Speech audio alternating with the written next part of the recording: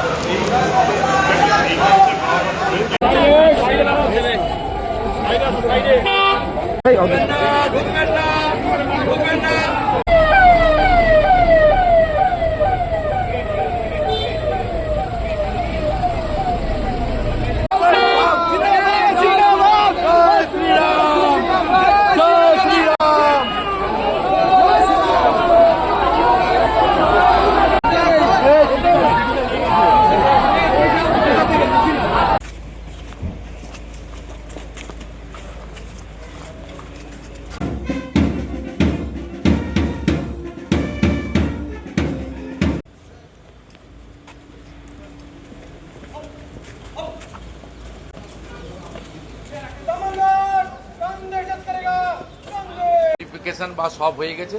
Ranjana Desai commission কাজও শুরু করে দিয়েছে। উই আর হোপফুল যে খুব তাড়াতাড়ি ইউনিফর্ম সিভিল কোড আমরা বিধানসভায় আনতে পারবো। আর গুন্ডা দমন অ্যাক্ট আর প্রিভেন্টিং অ্যারেস্ট যে বিল পাস হয়েছিল, মহামান্য রাজ্যপাল অনুমোদন দিয়ে দিয়েছে। সোমবার থেকে এই বিল কার্যকর হয়ে যাবে পশ্চিমবঙ্গ। এই আইন জুলাই তারা অন্নপূর্ণা যোজনার বেনিফিট পেয়েছে। আমি এখানে অ্যাডমিনিস্ট্রেশনকে, ডিস্ট্রিক্ট ম্যাজিস্ট্রেটকে এনকারেজ করতে বলেছি যে পরিযায়ী শ্রমিকদেরকে ফিরিয়ে আনুন। বিকশিত ভারত জি রামজির 100 দিনের কাজ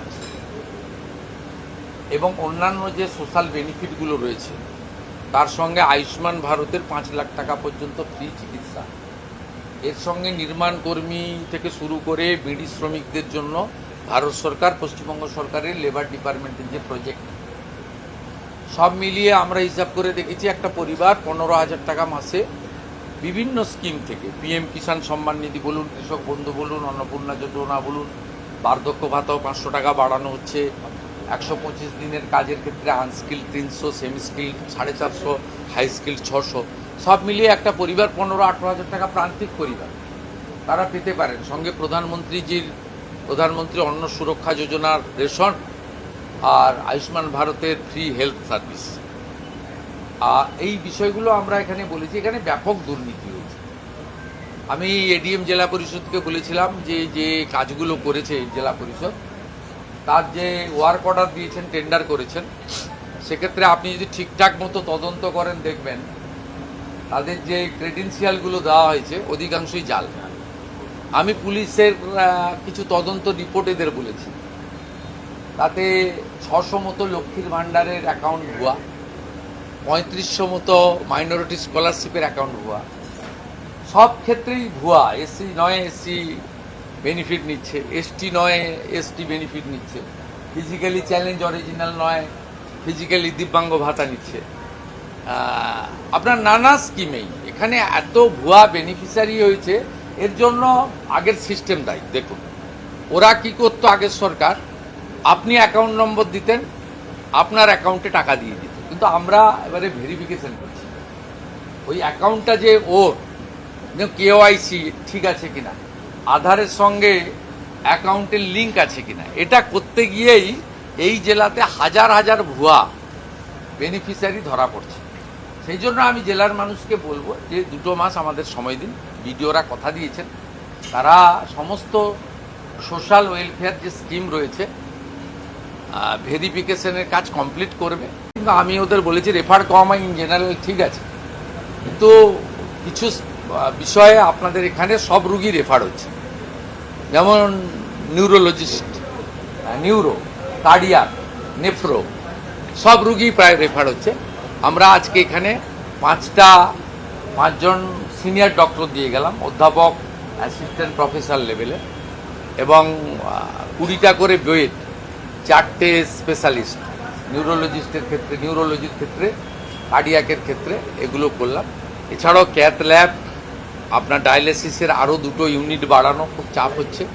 এগুলো মুর্শিদাবাদ মেডিকেল কলেজের জন্য কিছু কিছু এখানে আমরা আজকে বলে গেলাম।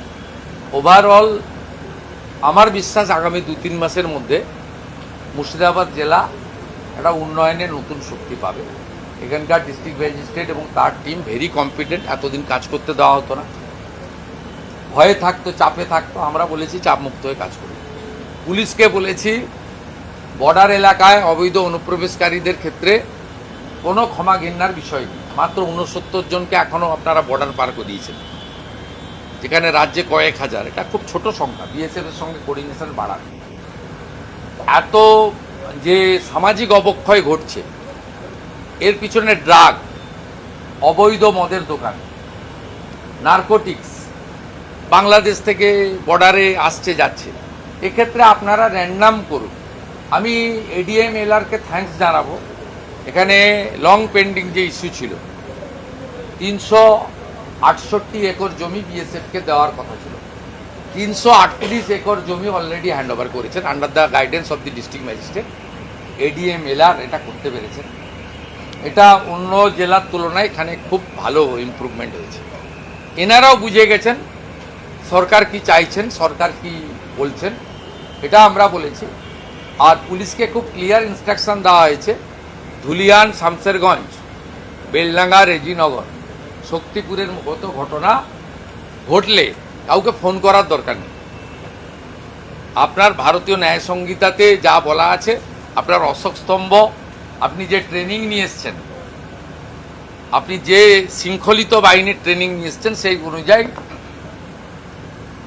ডু ইট নাও। পরিষ্কার খোলা ছুট দেওয়া হয়েছে।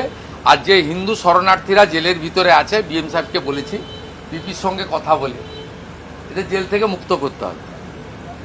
নানা বিষয়ে আলোচনা হয়েছে। কিরিটেশ্বরী মন্দির আমাদের তীর্থ সার্কিটের মধ্যে পড়েছে, আমরা যে নতুন তীর্থ সার্কিট ঘোষণা করেছি, সেই তার মধ্যে এখানে নানা কথা হয়েছে, আলোচনা হয়েছে। এবং মুর্শিদাবাদ জেলায় সার্বিক ডেভেলপমেন্ট আমরা করব। ল অ্যান্ড অর্ডার ঠিকঠাক থাকবে। রেল লাইন ভাঙা, রেল জ্বালানো, বাস পোড়ানো, থানা পোড়ানো, বিডিও অফিস জ্বালানো, পুলিশকে মারা, পুলিশকে শাটারের ভিতরে ঢুকতে হওয়া, এইসব অতীত। আর এখন থেকে এগুলো হবে না। নারী সুরক্ষার ক্ষেত্রে, কন্যা সুরক্ষার ক্ষেত্রে, বর্ডার এলাকায় নারী পাচারের ক্ষেত্রে আমরা বলেছি পুলিশকে কঠিন এবং কঠোর ব্যবস্থা নিতে।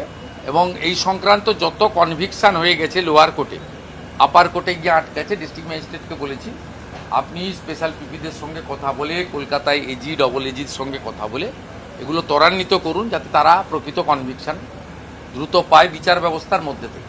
ইনভেস্টিগেশন চলছে, সিআইডি ইনভেস্টিগেশন হচ্ছে। যেখানে ধরা পড়বে, যদি ভিডিও করে থাকেন, ভিডিওকেও জেলে যেতে, বিএমওইচের চাকরি যাবে।